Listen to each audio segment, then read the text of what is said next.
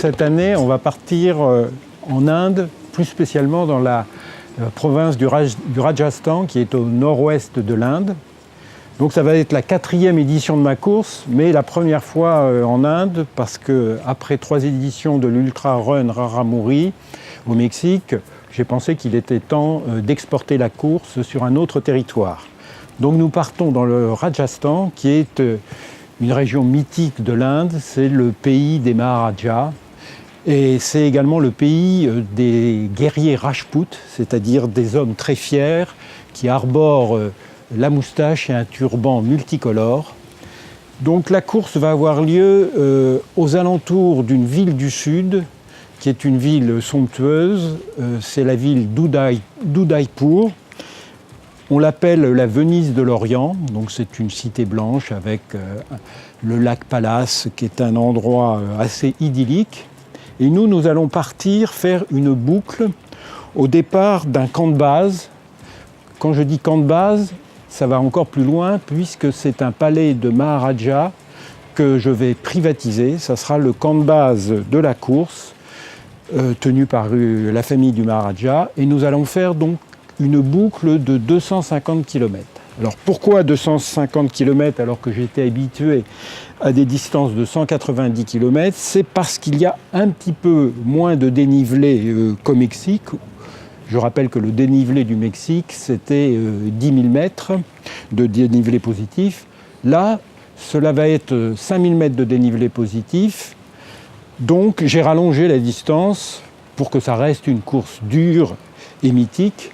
Donc 250 km avec un point d'orgue, le tour d'une forteresse. C'est la forteresse de Kumbhalgarh qui est une mini-muraille de Chine qui fait 36 km. 36 km de marche. Et ensuite, c'est du hors-piste avec des sentiers de chèvres complètement isolés en pleine nature, avec des montées, des descentes. Donc un paysage très varié, un petit peu jungle à certains endroits, à d'autres endroits un peu aride. Donc c'est vraiment un paysage très varié. Alors mon objectif, c'est comme d'habitude, c'est faire en sorte que les gens viennent surtout par l'aventure. Donc je mets encore une barrière horaire très large. Ça sera 108 heures. 108 heures, c'est 4 jours et demi. Ça permet de faire la distance, même en marchant. Il faut compter à peu près 55 km par 24 heures. Je limite la course à 30 coureurs.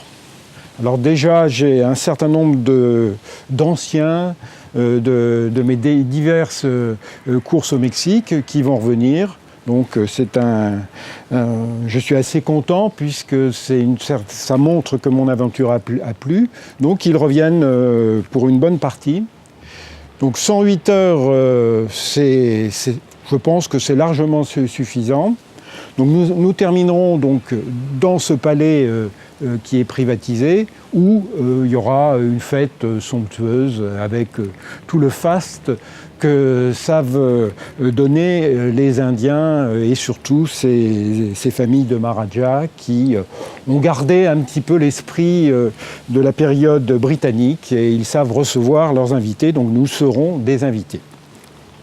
Alors, comme c'est un pays qui culturellement est très riche, j'ai prévu pour après la course quelques extensions.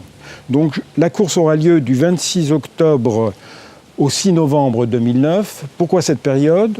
D'une part parce que c'est la meilleure période au niveau climat, c'est la période sèche. Donc on est sûr d'avoir la journée des températures tout à fait agréables, à peu près 30 degrés, la nuit 15 degrés. Mais aussi, c'est ce qui permettra, pour ceux qui le souhaitent, de faire une extension, puisque ça tombe à la période des fameuses fêtes de Pushkar. Pushkar donc, est une ville qui n'est pas très loin. Et chaque année, lors de la pleine lune de novembre, a lieu un immense marché aux chameaux doublé d'une fête religieuse. Donc ça grouille de partout, c'est multicolore, c'est assez extraordinaire. Donc pour ceux qui le souhaitent, il y aura une extension possible pour les fêtes de Pushkar et également pour visiter une autre ville qui s'appelle Jaipur. Deuxième extension possible, la même avec Pushkar, mais en plus le fameux Taj Mahal qui fait rêver tous les touristes qui vont en Inde. Et également cette année, puisque j'ai la chance donc d'avoir comme partenaire une agence tenue par des Français, c'est une agence qui s'appelle Shanti Travel, il y aura aussi une possibilité pour les coureurs qui souhaitent faire venir leur conjoint. Il y aura une formule accompagnant qui sera proposée avec un certain nombre d'excursions, mais également la possibilité de suivre un petit peu la course. Alors le principe est comme d'habitude du non-stop, course de jour et de nuit, avec des points de contrôle à peu près tous les 25-30 km. Donc une aventure fascinante, dure comme d'habitude, mais je pense que nos amis aventuriers, coureurs de l'extrême, y trouveront leur plaisir.